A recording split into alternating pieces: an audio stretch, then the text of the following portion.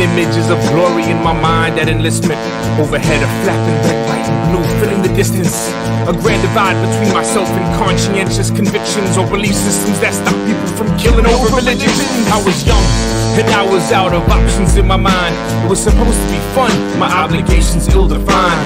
I'd be the one to take charge with a gun back in my mind. Without college or riches, no dreams are realized. Well, I never have the ladder the Marines to get me to first. Ain't nothing better than dress blues and the one spitting this verse. You see the world paying to the GI Bill, fat in the purse. My recruiter made it sound simple, a play get well rehearsed. Forever cursed to the ones who get young innocent signatures under the guise of from God and country their honor diminishes. Greed built a standing army when against the founders' wishes. Now free democracy conducts war games and peacekeeping missions. Ironic hypocrisy. Falling tears, raindrops from your eyes. Falling rain, let it fall. I scored high on my entrance exams on ASVAB and chose the 0341 with guaranteed Hawaii track. Graduated basic, now MOS school's where I'm at. I'm more than a man with a 35-pound gun on my back.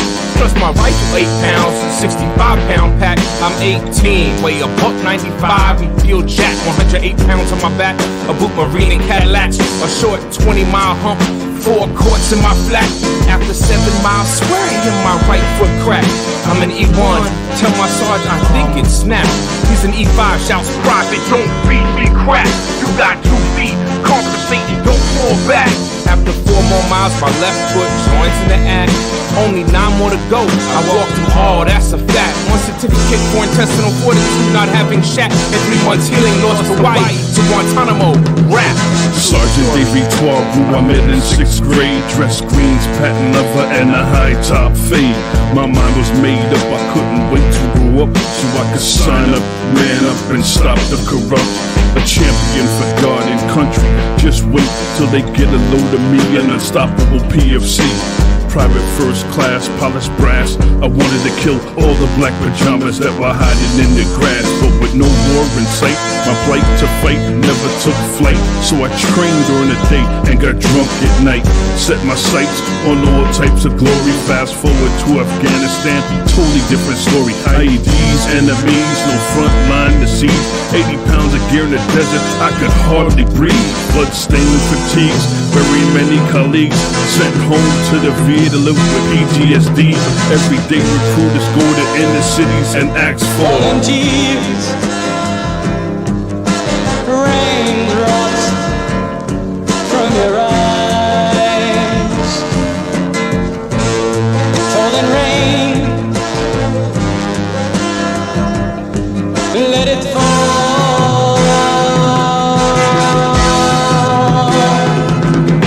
I never let my children volunteer for the military to make the same mistakes as I did these days could be deadly.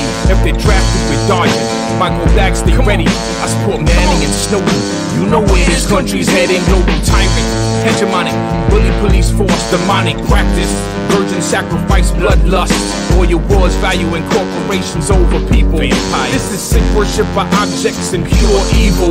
Material desires get more attention than spiritual. Benefits are based on profits, complaints aren't given view. Arms manufacture supply both sides of conflicts. Do you have a problem with any of these statements or doubt their truth? I'm a father and a veteran, and I stand for peace. Julian Assange against our commanders-in-chief. But it's hard to be better when daily demands compete. I'm not ignoring the slaughter, I'm just trying to eat like you. Falling tears, raindrops from your eyes. Falling rain, let it fall.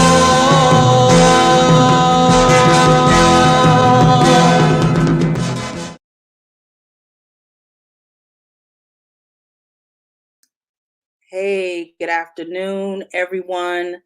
Thank y'all for being here with us on this final Wednesday in March 2021.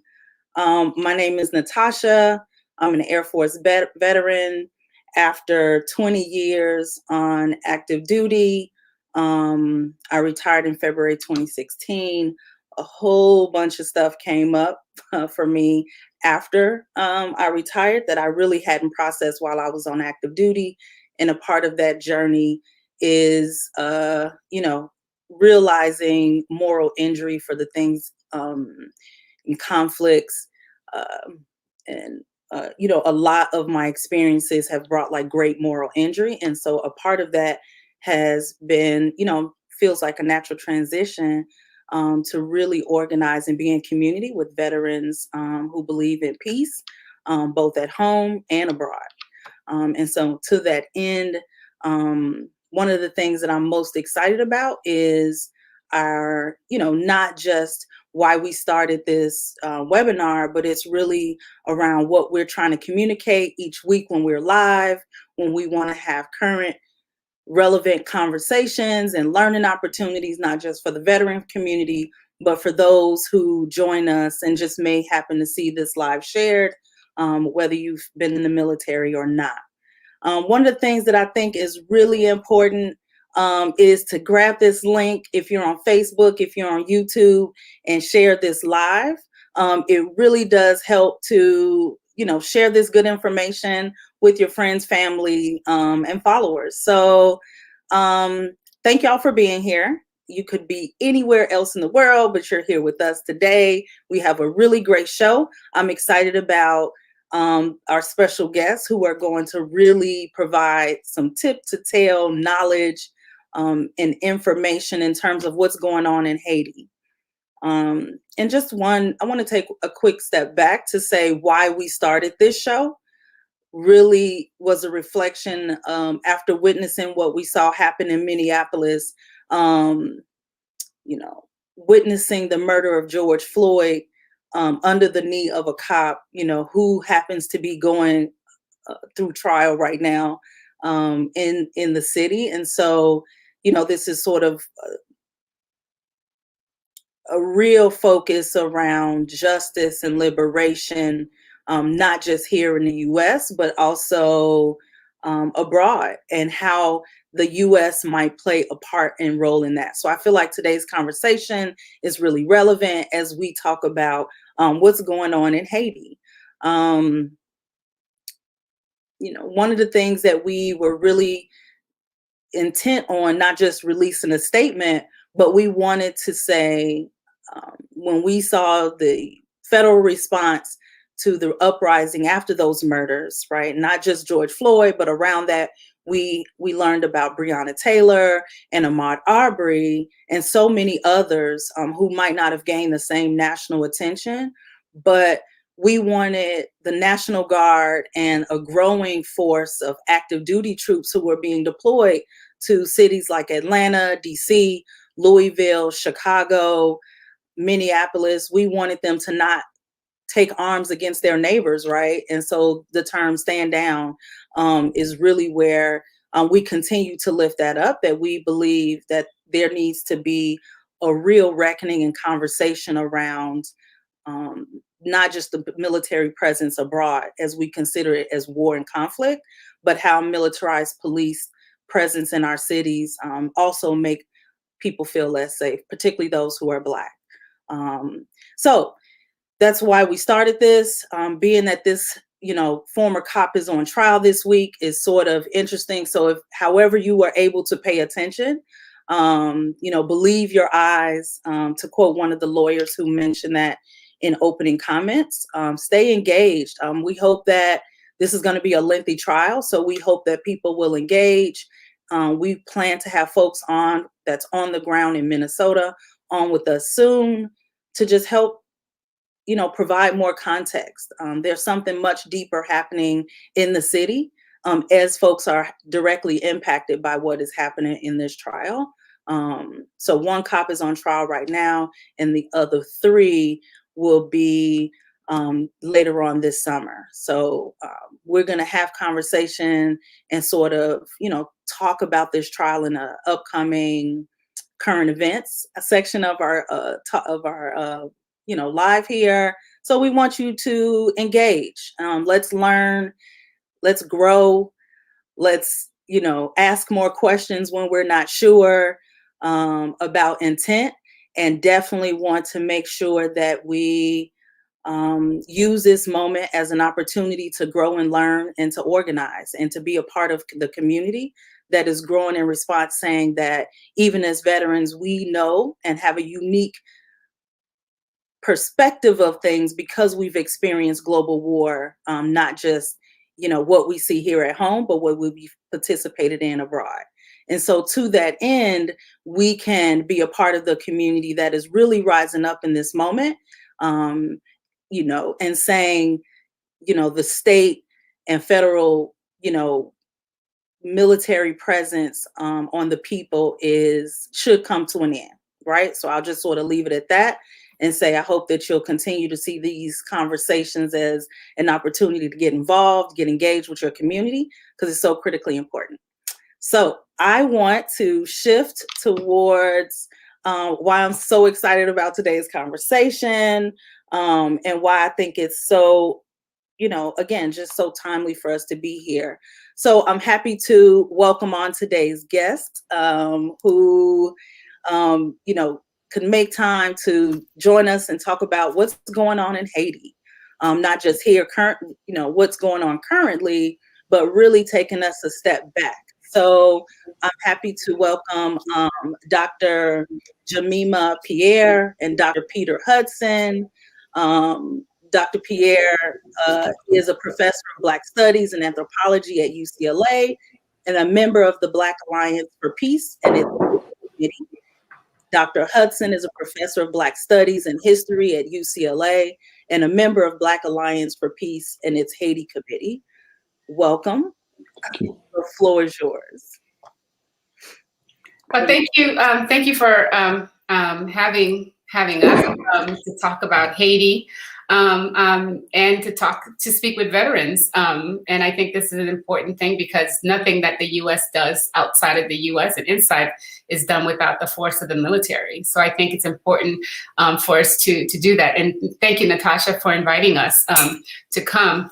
So I wanted to just start by laying out what's going on in Haiti now, since it's not getting much coverage in the mainstream media.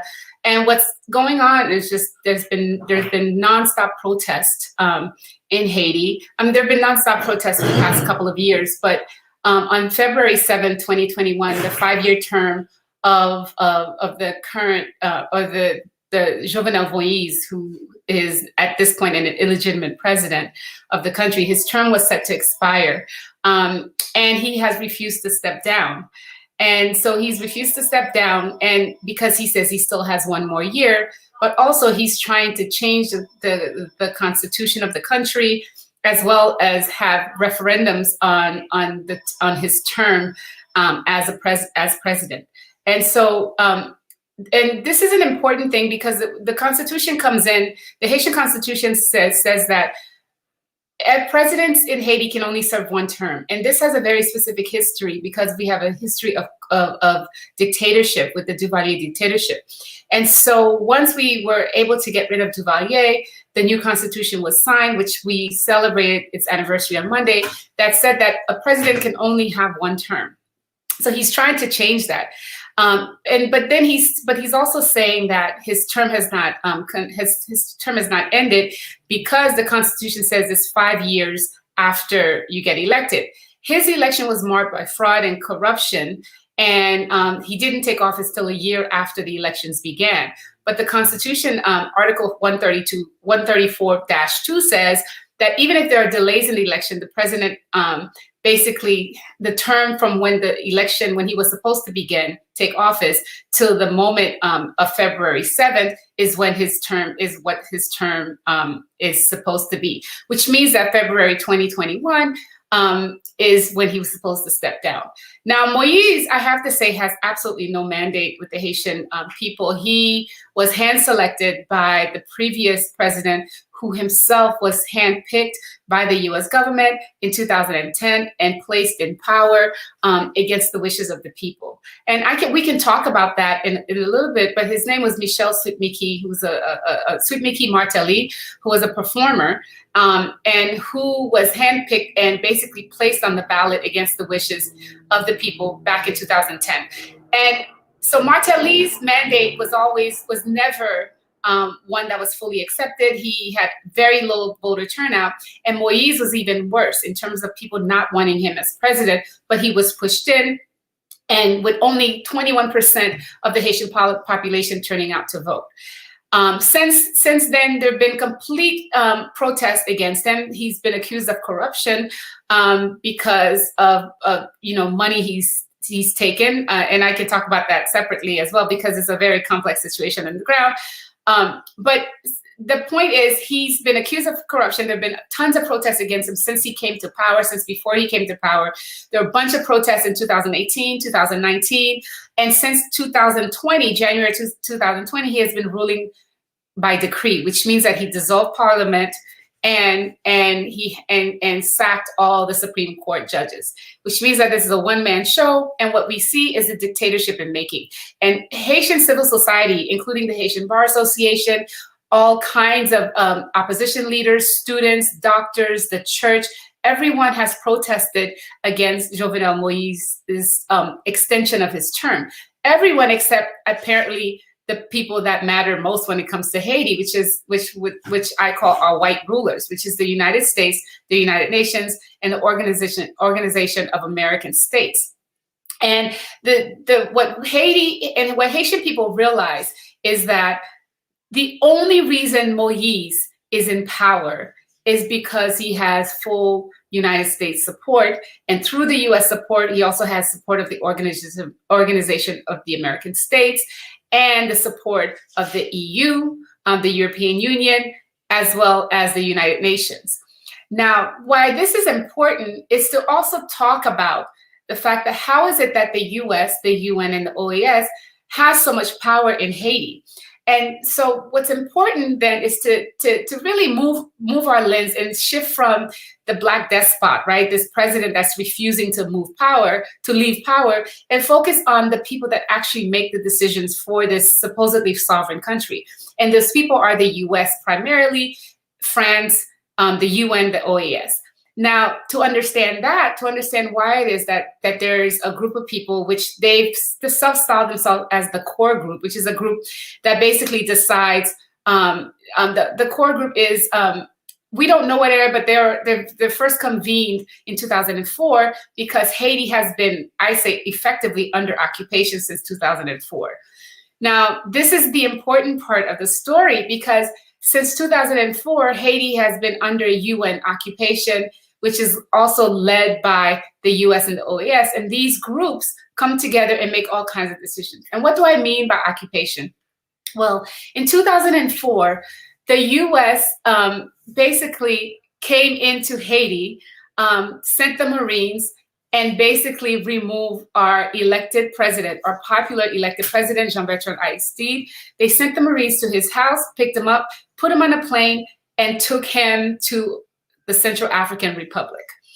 They had planned this all along, and this was done by the US, France, and in particular in Canada, where the year previously, they had a meeting in Ottawa, and you can look this up, it's called the Ottawa Initiative, and they had this meeting, and they decided that Aristide was too much of a populist and was not good for business and US business interests, as well as US political machinations in the Western Hemisphere, and that he had to go. And so this was the second time the US was behind his ouster, but this time it was the Marines that picked him up from his house and sent him out. Once they did that, this was under George W. Bush in 2004, the US sent a military, about 22,000 troops into Haiti to control the environment, because taking away a very popular president meant all kinds of protests. There were thousands of people in the street protesting this coup d'etat, protesting the US for removing their elected president. And so the US Marines came in, the US military came in, thousands of them, to basically pacify the population. A lot of people were killed. Very communities, especially impoverished communities that were very much anti the coup d'état. They were very much repressed by the U.S. military, and then the U.S. was able to use its position. The U.S., France, were able to use their position in the UN Security Council to basically call for what they call a United Nations stabilization mission in Haiti, which was a multi-billion-dollar military occupation that had in any given year between 6,000 and 14,000 military troops in Haiti. So this is the occupation that is still ongoing, and this is the key reason why Moïse can basically say what he wants and do what he wants, and basically create this, emerge as a dictator, which is quickly happening, because he has the full support of these forces. Now, the UN stabilization mission, the MINUSTA, the UN occupation, has wreaked havoc on Haiti. It was the UN soldiers, for example, that brought cholera to Haiti, that killed about 30,000 people and sickened 1 million. And then you have, large scale sexual abuse by the UN soldiers and so on that's happening to Haiti. So much so that, people have that people have brought lawsuits against soldiers for sexual exploitation of young children, for murdering people, and so on. So this occupation is important because it's changed name. The mandate it seems indefinite. The mandates have been renewed every year. And even though the numbers of the soldiers occupying Haiti have diminished, there's still a UN stabilization office that makes all the decisions. So between the UN, the US State Department, and the Organization of American States, then you have a country that actually has no sovereignty, and therefore is able to, you have these foreign groups able to uphold their puppet, in order to terrorize the population who does not want him in place. But I don't think we can talk about the violence in Haiti or the protests in Haiti without talking about the violence of occupation, and then the fact that the U.S. government, through its military as well as its diplomatic arms, supports this man. And I think I'm going to turn it over now, and we can talk more in terms of during question and answer time. But I do think this history of occupation is very important for us to understand why Haiti is in the position that it's in. And now the fact that Haiti is a Black country also explains why it is that it's having so much. The U.S. and the UN and the OAS is wreaking so much havoc on its community and its people, and basically dismissing its sovereignty. So I'll turn over to Peter, because I think we need even more historical contextualization to really understand, how it is that U.S. imperialism and European imperialism impact Haitian lives.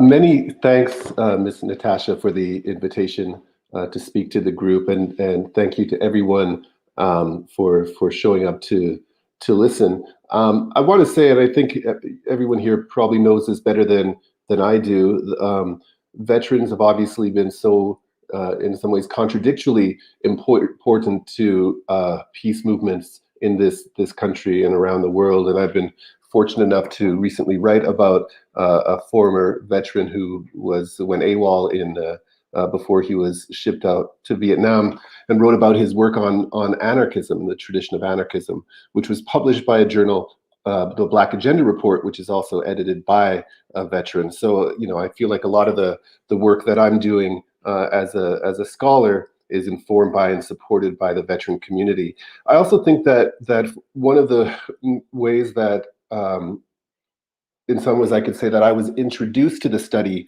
of Haiti, and I think a lot of people are introduced to the history of Haiti in relationship to the United States, again, is through an earlier military occupation of Haiti, but also through the work of a former US Marine who spoke critically against the Marines and their involvement in Haiti, in the Dominican Republic, in Cuba, and elsewhere in the Caribbean. And that was General Smedley Butler, who wrote a book called War is a Racket, which is a kind of classic of the U.S. peace movement, where he spoke about how he was basically a soldier of fortune for Wall Street when he was a Marine, doing the bidding of Wall Street in Haiti and other places. And so what I want to do today is kind of talk about the military occupation that Haiti was, that General Smedley Butler was involved in. But I want to kind of pull us back before I get to that to talk about how we see Haiti. And Professor Pierre spoke about the need to kind of pull back and understand the kind of questions of Blackness, of race and imperialism that really shape the kind of contemporary occupations that we're seeing. And what I want to argue in the kind of remarks that I'm going to make today is that those signifiers of race, those histories of racism, those problems of Blackness that emanate out of Haiti date back 200 or 300 years. And I think the way that we can kind of begin to understand this is to ask ourselves, well, look, if we read something about Haiti in the New York Times or the Daily News or the SF Chronicle or any of the mainstream press, or we see it on Fox News or ABC, or if we generally have a kind of sense of, a conversation about what Haiti is, what's happening in Haiti, what are the first kind of things that come to mind? What are the first things that we read, the things that we constantly hear, the first things that we hear about? We hear that Haiti is the poorest country in the hemisphere. We hear that Haiti is a former colony of France. We hear that Haiti is a failed state, and in more vulgar terms, we'll hear that Haiti is a shithole country, and that being a shithole country, Haiti is kind of ungovernable or irrelevant or unimportant to U.S. foreign policy and U.S. imperialism. We also hear about Haiti being this repository of all kind of backward, primitive practices, voodoo, sacrifice, zombies, all these kind of things. All of these stereotypes, that all these representations that constantly circulate, we're bombarded with them if we really start to look at how Haiti is represented, all filter into and congeal around the issue of Haiti being a sovereign Black country, the first sovereign Black country in the hemisphere, and an important beacon of a liberty to African people worldwide. Because of that sovereignty, and I'll talk about how it got there in a second, Haiti has been demonized, constantly demonized since it gained its sovereignty in 1804. The great abolitionist, ex-slave, and diplomat and writer Frederick Douglass once said that Haiti is Black and the Almighty has never forgiven Haiti for being Black. And I think that kind of distills the kind of issues we're seeing today around Haiti. But what does Douglass mean? What does he mean by that when he says Haiti is Black, we haven't forgiven Haiti for being Black? Well, I think we can answer that by going through some of this history. And I think the first thing we have to understand, when we talk about Haiti as the poorest country in the hemisphere, 200 or 300 years ago, Haiti, when it was a colony of France called Saint-Domingue, was the richest place in the hemisphere. France, along with other European powers, after Columbus had arrived in the Caribbean and they had decimated the indigenous populations, they realized that the climate, the soil was amazing for growing sugar. France imported 500,000 enslaved Africans from the west coast of Africa, and built these massive plantations that fueled the wealth of France. But I think we can also say that the slavery in the Caribbean in general fueled the wealth of all Europeans. Some people make the argument that it was actually slavery that led to the birth of capitalism, that it was actually the profits from slavery that led to the kind of expansion of the Industrial Revolution in the 19th century. But we can certainly say, and this has been documented by many French historians, many radical French historians, that the profits from slavery in the French colony of Saint-Domingue really built all the great port cities of France and all the kind of maritime and related industries in France in the 19th century. Some would also say that it was the profits that came out of slavery that fueled the French Revolution itself, which obviously is important for the United States and for the rest of the world. The ideals of liberty, equality, fraternity that are such a kind of banner of the French people now, and were the kind of rallying cry of the French bourgeoisie during the French Revolution. That idea of liberty, that idea of equality, that idea of fraternity was based on slavery and on the profits of slavery. Of course, Black people, the 500,000 Africans who were in slavery, weren't going to take the kind of treatment that they had been meted out for centuries. And slavery in San Domingue, as it was in the United States and in Brazil and other places in the Americas, was absolutely brutal. And so almost from the beginning of the plantation system in the Caribbean, there were slave revolts. But in Haiti, or in what is now Haiti, those revolts really picked up in 1791. There was a conspiracy across the island that was meant to destroy plantation slavery and kill all the white planters. This rebellion in 1791 went through a number of different permutations, and it lasted until 1804. It destroyed the plantation economy, but in 1804, based on the kind of military strategy of people like Jean-Jacques Dessalines, Toussaint Louverture, Henri Christophe, in 1804, they were able to abolish slavery in Haiti, defeat the forces of Napoleon, and organize the independent Black Republic of Haiti. In 1804. And what's partly important about that is that after 1804, not only did Dessalines, the first emperor of Haiti, say, if you are a slave anywhere in the Americas and you set foot on our soil, you will be free, that they gave citizenship to all Black people, which was something that didn't occur anywhere else. But so throughout the African world, slavery, Haiti became an icon of liberty for African peoples. We also have to say that 1804 was important to the United States because it led to the Louisiana Purchase. Napoleon sold the Louisiana Territory to the United States in order to fight the African insurgents in Haiti. It became important to the Republic of Cuba because many French planters moved to Cuba to reestablish the sugar economy. And it became important, as I said, to all of the Americas, because this idea of a fear of Haiti, of a fear of these revolting Africans, and a fear of Black sovereignty was a huge issue for societies throughout the Americas that were still enslaved. So very quickly, France was not happy, of course, that they had lost their prized colony. So in order for France to grant Haiti diplomatic recognition, they said, okay, in 1825, if you want recognition, you have to pay an indemnity to us for the loss of our plantations. I think the indemnity was about $6 million at the time. What this meant is Haiti, which was trying to recover its economy, had to not only had to borrow money from France to pay the indemnity. And then they were then saddled with debt for the next 100 years from the indemnity that they paid to France for the loss of their slaves. Trade didn't develop with the United States because the United States didn't recognize Haiti until 1862, when Abraham Lincoln decided to recognize Haiti and Liberia for strategic reasons at the beginning of the Haitian Civil War, or the US Civil War, excuse me. But Haiti was also seen as a solution to what was called the Negro problem in the United States. Many US politicians thought that the way to solve race relations in 19th century America was to export African Americans to Haiti, to get rid of the entire Black population to Haiti.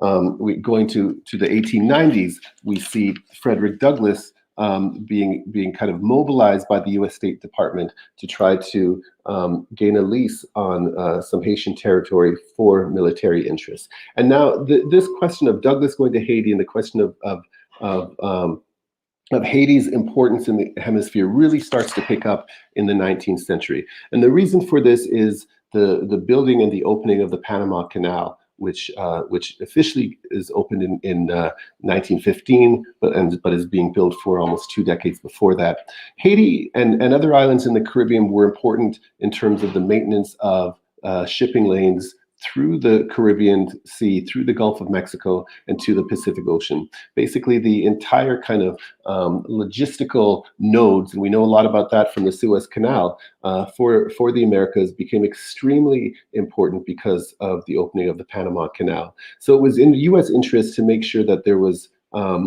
what they saw as stable, friendly governments in the Caribbean, and that U.S. corporate interests in the Caribbean were protected. So by the time we get to the 1910s and 1920s, the U.S. is extremely interested in the Caribbean and develops a policy of what they call dollar diplomacy, which is the idea of substituting bullets for dollars. That is, instead of going and occupying countries, the U.S. would loan Caribbean countries money, and then as part of the loan contract say, if you default, we can intervene, we can take over ports, et cetera, et cetera, et cetera.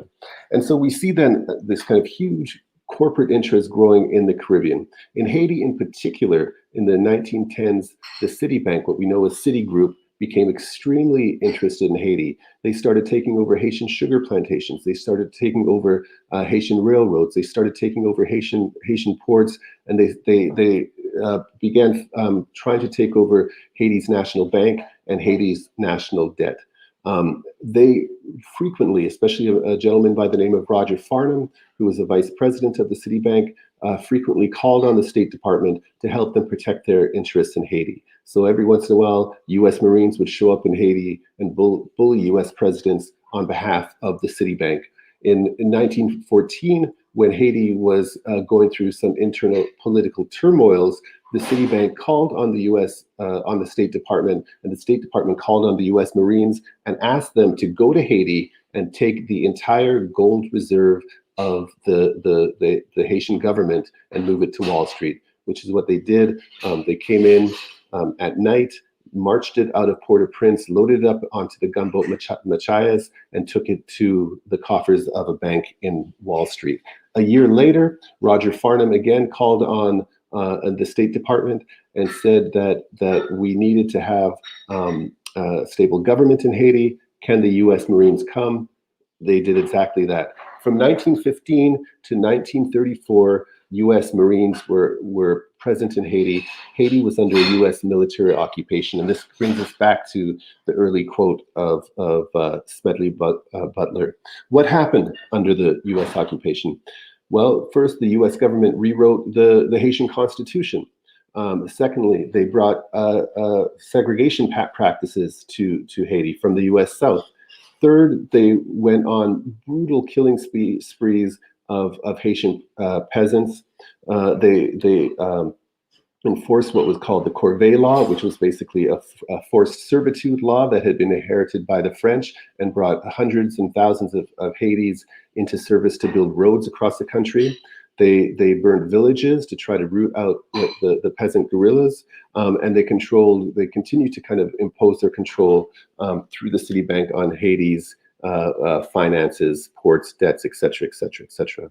Importantly, as part of the kind of attempts to pacify Haiti, in 1919, U.S. Marines assassinated one of the leaders of the Haitian peasant guerrillas who were trying to overthrow the occupation government.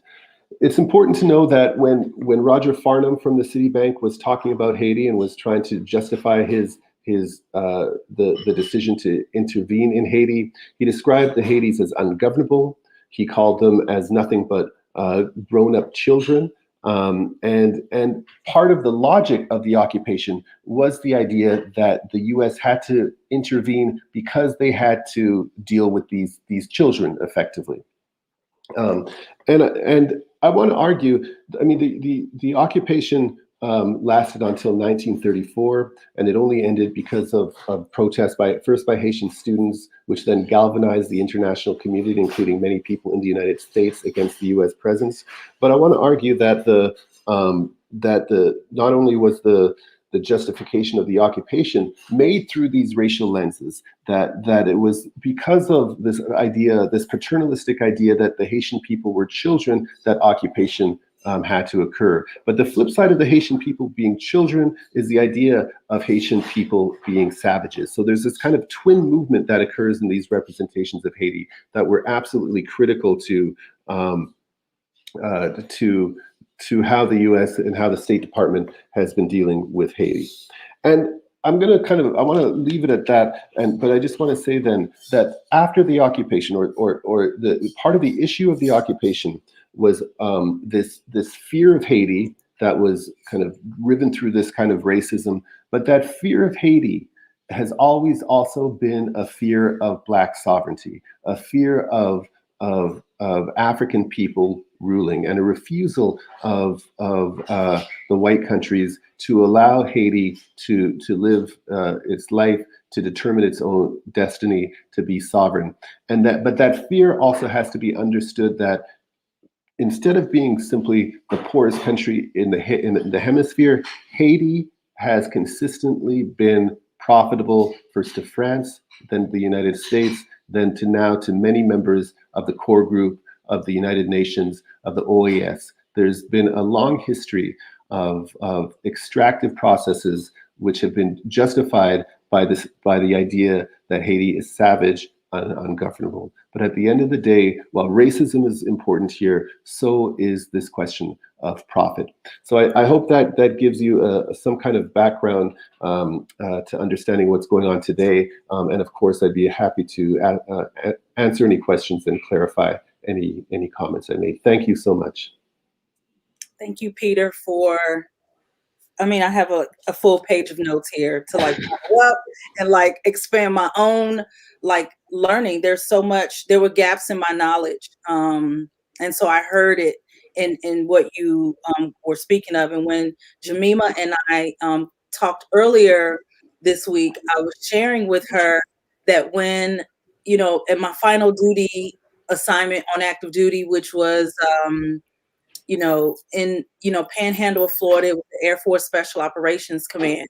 And one of the things, this was in 2011, and one of the things that they repeatedly brought up and sort of bragged about the unit was that they were the first in Haiti after the earthquake. And it became this, constant thing that I really didn't even understand until, 2011, how much military presence has been consistent in Haiti. It's just not something that was on my radar.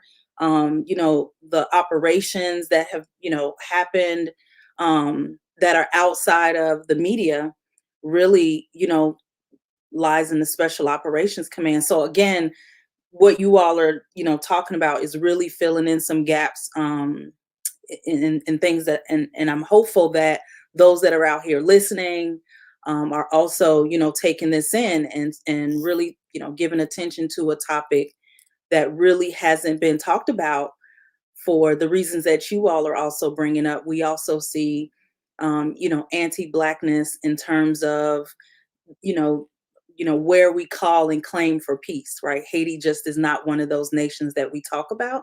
So that's why I'm so excited that y'all are here today. Jemima, I know you have some more that you wanted to share, and I think this is good for you all to, take up space and let's edify the people. Yeah, thank you. Thank you, Peter. That was a wonderful, wonderful history. And I think it is important because you're right, Natasha. No, people don't really pay attention, don't know the long history of Haiti and the long history of 207 years of being messed with really by the Western world, the white Western world. I did want to add to what Peter was saying, especially when it comes to military force. What happened during the occupation was that before the U.S. Marines left Haiti in 1934, they trained the Haitian police, right? And they created and trained a very specific Haitian police, which then which actually would ultimately lead to the installation of Papa Doc, the first Duvalier in this 30-year dictatorship. So the police that were trained by the U.S. Marines then end up being part of this apparatus, for propping up a dictator. And then the U.S. supported this dictator for 30 years because it was in their interest to support Duvalier, primarily because at that time, based on U.S. was going through the Cold War, and because Duvalier was anti-communist and really went against leftist organizing throughout Haiti and provided support for the U.S. positions against communism, socialism, then they propped up this dictator, right, for 30 years. Well, move forward again in 2004 when the other thing, once we got rid of the dictatorship, one of the first things that President Jean-Bertrand Aristide, the first popularly elected president of Haiti's history, one of the first things that he did, he was deposed by the U.S., by the CIA in 9 months into his term, brought back with the military through Clinton because people were protesting so much, and then deposed again in 2004. When he came back in 1994 after being in exile for so long, he did disband the Haitian military because so much of the coup d'état, so much of the violence and repression against the people was through this military, the Haitian military. So he disbanded the military. But when the U.S. and UN occupation came in 2004, what did they do? They took those former members of the dictatorship, the military, and reintegrated them into what they called now the Haitian National Police, which means that for all these former members ended up forcibly reintegrated into Haitian National Police by the forces of the U.S. and the UN, right? And it's these same police officers now. What this Moïse, the president, has done is, for example, the chief of police has been replaced.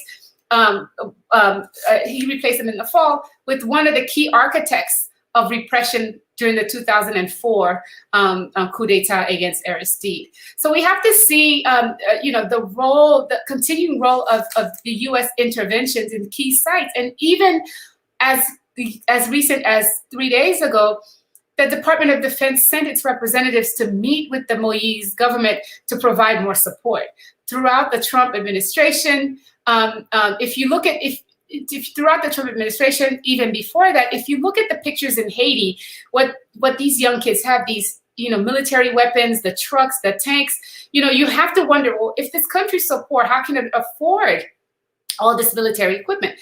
A lot of it is actually given to it by the U.S., given leftover tear gas, ammunition, and so on and so forth. So there is something about the U.S. always really making sure that there's this violent element that remains in the country.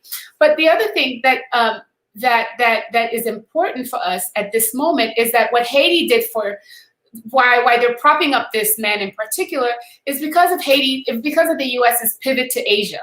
And as you know, the U.S. has these commands. So there's, Natasha, we can come back another time and talk about AFRICOM, the fact that there's, the U.S. military is all over the African continent, but there's also SOUTHCOM, which is the U.S. command for the military command for this hemisphere.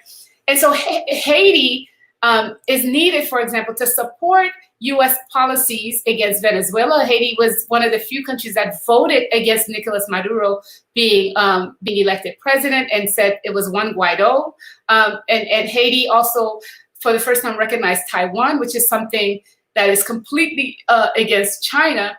But then, so the idea is to also have that island, Mollis St. Nicholas, that from the late 1800s that the U.S. has been trying to have, because they want to establish a military base so that they can house SOUTHCOM, so that so that if they have to give up Guantanamo Bay, they will have Haiti. They can have this island to establish their base. So there are all these, geopolitical things going on in addition to the extraction. So the other thing that this so-called president did as recently as last month was to actually give Coca-Cola 27,000 acres of amazing land in the middle of Haiti so that they can grow stevia, I don't know how to pronounce that, the sweetener for their Coke products. And so this is how this dictator in making knows what to do in order to keep U.S. support. It keeps both corporate support, but also it is being backed by the U.S. military. So the U.S. military also brought in police from Colombia to help train the Haitian police. And all that in the name of pacifying these wild natives, that's what they call them, right? For crowd control, riot control, and to stem the violence. So part of that is to always think about how it is that, in addition to resources and so on and so forth, what the U.S. does is actually prop up military, prop up arms, send arms, similar to the 1033 program, which sends military gear to local police in this country that then turn these guns onto, mostly people of color. So we have to see the connection between what the U.S. is doing here and what they're doing abroad, but then how it also impacts all of us, globally. Yes, like that's the connection for me. And I think I shared this briefly. I would love to have you back on, take you up on your offer to talk about AFRICOM. That was one of the last missions, if you will, that I even participated in. And I really, you just don't understand. Wow. I didn't have the consciousness that I have now. I'll just say that. So definitely you have an invitation. Let me know when you're ready. But, in terms of, Haiti and just really hearing you reflect here. And I saw recently that within the first weeks since this administration took office in January, that the deportations exceeded all of the last entire year under the previous administration. I'm curious, not because you didn't already say this, but I know that there are a lot of folks on the ground who's, organizing against, the current deportations that we see happening. Do you see this as a connection in any way? Do you all have thoughts on, what, trends there might be in terms of what's happening in Haiti? And also, again, just the huge, sharp rise specifically of Haitians who are in America. Any thoughts there? I can go, and then Peter, if you want to follow. Well, Haiti, it's what people don't realize, Haitian people don't want to migrate. So let's talk. It's not like people want to leave their homes and say, I'm coming to the U.S. because the U.S. is so great and I hate my place, as much as life is so unbearable for people and they have no other choice but to come. And so that's the important thing. But the trends of migration to the U.S. have followed the trends of dictatorships and coups d'etats. And so, in fact, in 1991, when some of the largest, so in the 80s, people were running away from this brutal Duvalier dictatorship and coming by boatloads to the U.S. In 1991, right after the coup d'etat of the first elected president, where the military ravaged neighborhoods, that's when you had thousands of Haitians come in because things were so bad. Well, most recently, what's happening in Haiti is the reason, because of the occupation, you have people who are going to Brazil, because part of the thing is this this UN occupation is multinational. So the military side was actually led by Brazil, which then led a whole bunch of Haitians to go to Brazil to work there, and then things got really bad, and then they come up seven countries to show up at the Haiti, the U.S.-Mexico border. So this is where you have a lot of Haitian refugees because things, politically things are bad. I think Biden, so that's that. The second thing is Haitians they're not the largest migrants, but they're the ones who have always set the standard for the way U.S. treats immigrants. So it was them holding Haitians in Guantanamo Bay. People don't realize that Guantanamo Bay was actually first used, besides a military installation, it was the first place where they held Haitians indefinitely. That was the first time in 1991 where the U.S. decided that they would hold people, refugees, and they were Haitians, and they held them indefinitely. So this is what you have. And even more recently, with all the families that are in prison, refugee families, the majority, 44% of them are Haitian. These are women and children that are in these prisons, in these cages right now. And so so it makes perfect sense, because what Biden is doing he wants to do a couple of things. One of them is actually he believes in what Trump was doing in deporting people, and Obama, who deported more people than anyone before him or after him, right? And 3 million people deported. But I do think they want to try to show that there's nothing wrong in Haiti, right? So if you keep sending people back and saying, well, there's nothing wrong in Haiti, let's keep sending people back. But I do think there's this racism, because what they're using is the new COVID that Trump used. Trump used this law. I don't know if you remember it, Peter. It's like some law number 42 that basically uses COVID to not treat refugees like refugees. And the fact that they're focusing on Haitians, to me, tells me it's actually it's punishment for daring to defy the U.S. And I think there's a direct connection to that. I don't know if you want to say that, Peter. Say more. Yeah, the only thing I would add to that begins with your comment that Haitian people don't want to leave. And I agree with that. I disagree with that, because like anyone, if you don't have a job, you're going to want to go somewhere else to get a job, not because you hate your country, not because of any other reason. People migrate for economic reasons.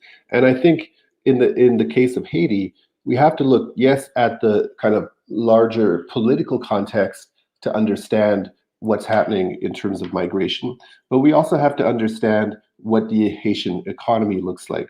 And I think the two important things in terms of thinking about the Haitian economy are, one, we have a very, very tiny, light-skinned Haitian elite, people who can pass as white, people from Levantine countries who control, I don't know what exactly the percentage is, but let's say 90% of the land, 90% of industry. So basically, the African Haitian majority is dispossessed from their land. They don't have a share in the Haitian economy, so they're forced to migrate.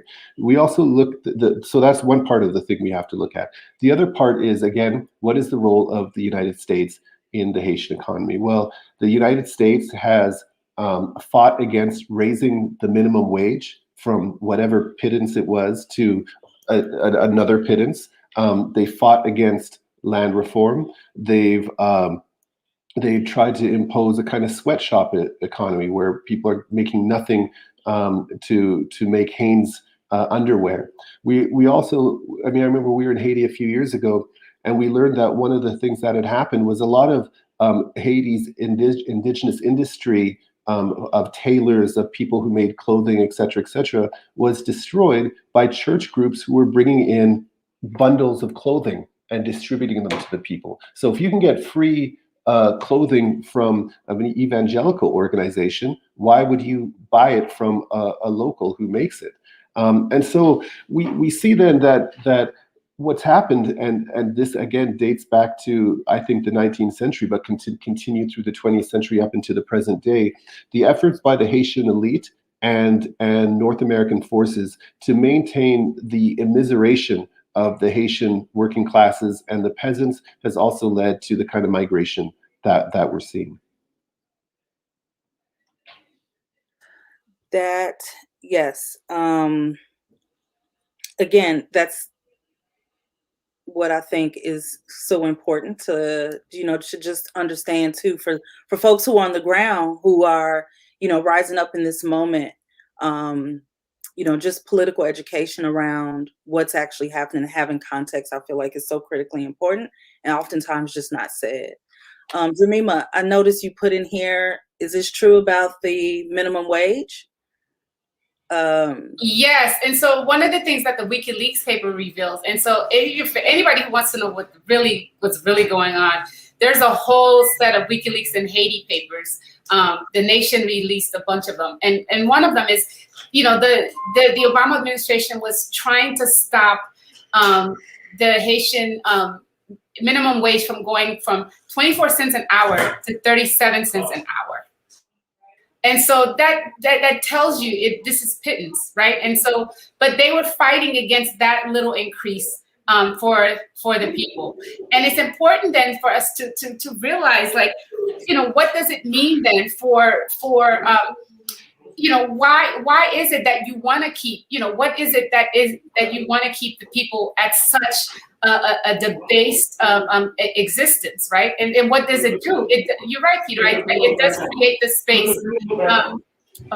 It does create the space for people to not, to not want to who are not able to stay. The other thing I'm going to say, Bill Clinton even apologized for dumping Arkansas rice on Haiti and then they forced Haitian farmers to kill their pigs, right? And they said there was a disease, and so they forced the Haitian farmers to slaughter all the indigenous pigs in Haiti, the black pigs, and replace them with white pigs from Arkansas, from U.S. farmers, and then dump white rice, rice, which dump rice on the Haitian market, which also killed the Haitian agriculture market. So there's been, like, if you say it, it sounds like conspiracy theory, right? But it's been so nefarious and so in your face and straightforward. It is shocking that we don't know any of this when you can just do a Google search and it's there. But it's in our faces. They're so blatant about it, and it tells you that they have no respect, or nor do they care.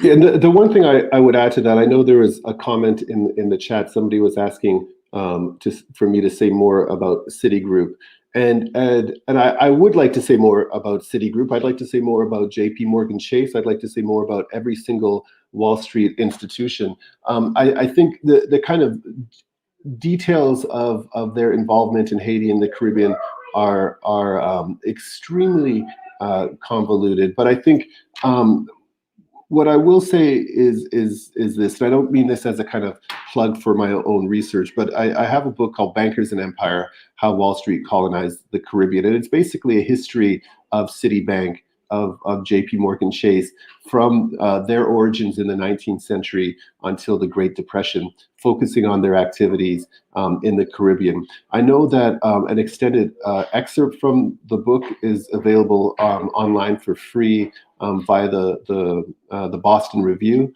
I can send that to Natasha in the chat in a second. And there's something called the Z Library, where you can download a pirated version of the book as well. So if you want to look at that. But I think one of the things I realized when I started researching the book, and again, this is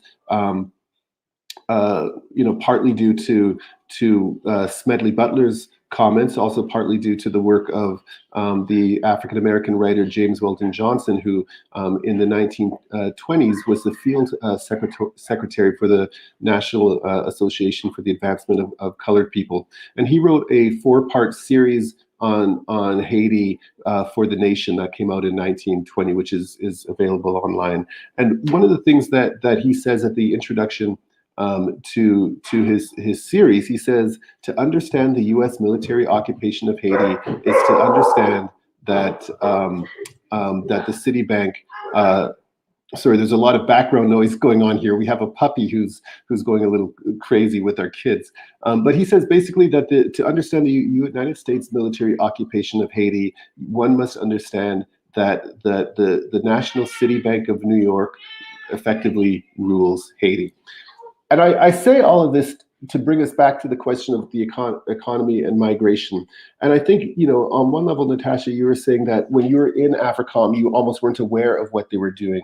And it wasn't until you were in South Florida that you understood some of the things of the U.S. Special Operations in Haiti. And I think most of us, even those of us who are for peace, who are critical of capitalism, have no idea what the banks are actually doing. And the purpose for me of researching and writing this book is to begin to understand how bankers were involved in Haiti's debt, how bankers were involved in what everyone is saying is a poor and insignificant country. If it's so poor and insignificant, why are they so committed to controlling it and extracting as much wealth from it as possible? My book stopped at 1934, but I guarantee that if you follow the histories of Citibank, of JP Morgan Chase, of the Royal Bank of Canada, of other institutions from 1934 to the present, you will see their continued presence in the Caribbean and now increasingly in Africa. I know for a fact that it was the Royal Bank of Canada and the Chase that were supporting the Duvalier regime. They were the ones, and they helped move money out of Haiti to bank accounts in France and in Canada and other places once the Duvalier regime was falling. But we also know that these institutions were heavily involved in Cuba and were upset at the Haitian Revolution. They're heavily involved in Nicaragua. They're heavily involved in the Dominican Republic, in Panama, and elsewhere. And we're not even talking about their involvements in the inner cities of the United States. So I think the question that I say, or the thing that I always say to people when it comes to Haiti, but also when it comes to anywhere in the Black world or anywhere there are poor people, follow the money. It'll lead you to Wall Street and financial institutions. Wow. This has been great. Thank you all so much for your time. I want to, give an opportunity for maybe a final thought and, to put on people's minds. And for those who are new to this conversation, I know we've dropped some links in the chat.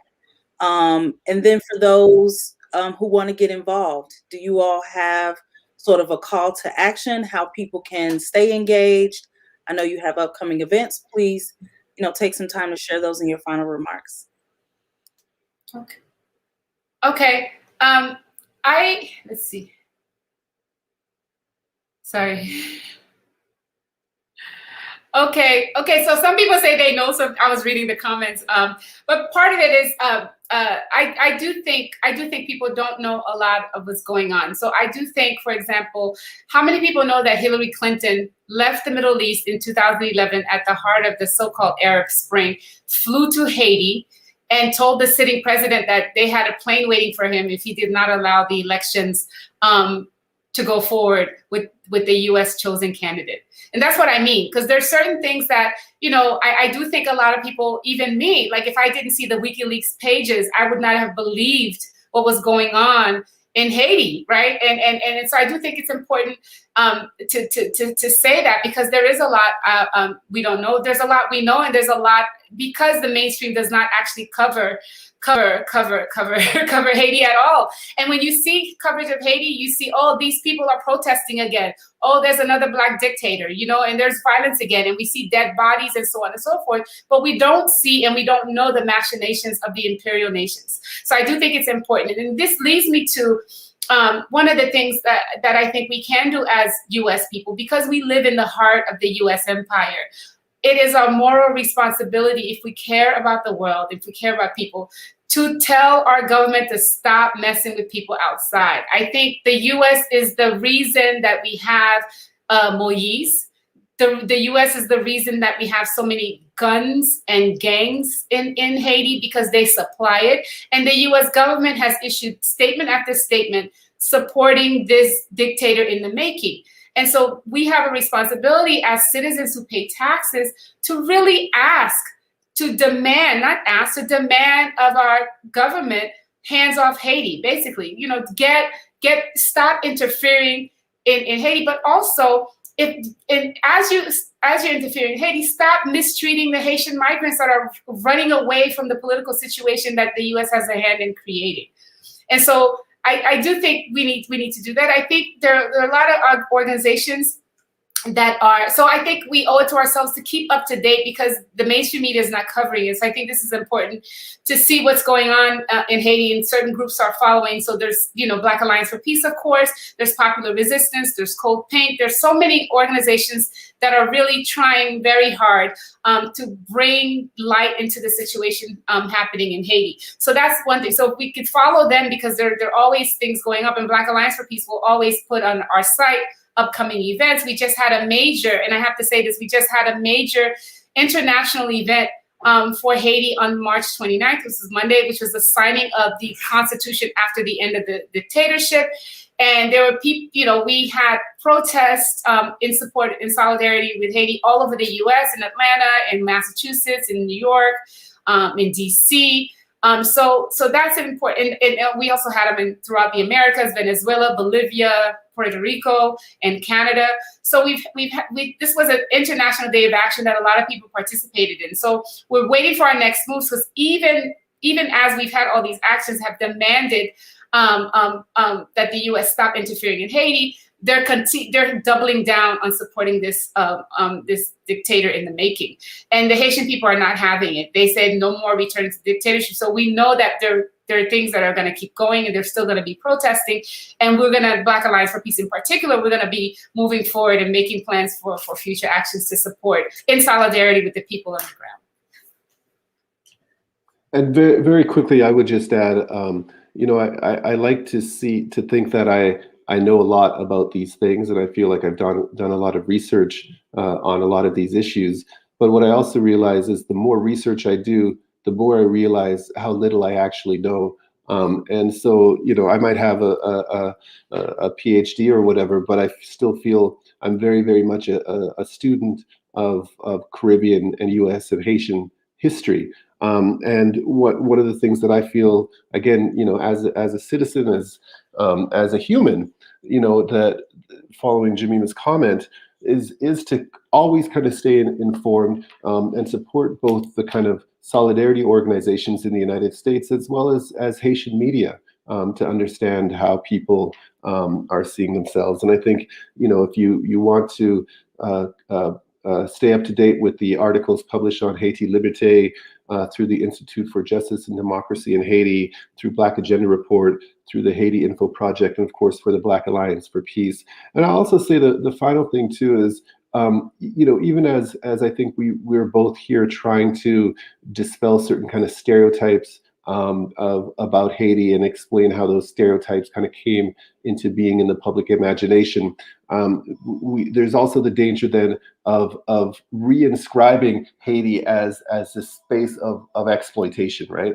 And just the horrors of the Duvalier dictatorship, coups, et cetera, et cetera, et cetera. And one of the things that has always struck me about the 4-part series that I mentioned that James Weldon Johnson wrote was that the 4th part of that series wasn't about the violence of the Marines. It wasn't about the violence of the Citibank. It was about the beauty of the Haitian people and the fact that this is a nation that has fought for hundreds of years and maintains a level of style and culture and cultural production that is just second to none in the world. So we can't forget that part of the question of Haitian sovereignty and part of the love and respect we have for Haiti is not just what they've done for Black people worldwide, but also because it's a wonderful, amazing nation, and we can't forget that in the kind of tales of exploitation and underdevelopment. Thank you so much, Peter, for sharing your knowledge with us. There's homework to do. There's a lot of reading in the chat. I think in order for us to definitely grow is to continue to have folks like you on here, to have scholars that are, not just in the classrooms, but I hear just a lot of lived experience and passion in what you all, researched and brought forward for us today. So really, thank you so much. Thank you. Thank you, Natasha. I'm sorry, my camera just died, so I don't know what happened. But thank you for having. And I also wanted to say, I didn't say this before. I was born in Haiti, so I just wanted to say that. And I know Haiti very intimately. I have family there suffering through this, and so this is an intellectual, political, as well as a very personal fight. And I think that's important as well. Yeah. Thank you all so much for being on. Again, this was great. I would love for you all to come back on. I think AFRICOM is one of those stories. Yes. And just, it's a story, right? It's not an event. It's not a conflict. Like, there really is a lot of political awareness, in education that can happen if we can talk about what's happening on the continent. So again, you all have an open invitation. For those who have stuck around with us today, thank you so much for joining us. We will see you here next week for another great conversation. Be well, take care of one another, stay away from COVID. Peace. Thank you. Thank you, Natasha. Bye-bye.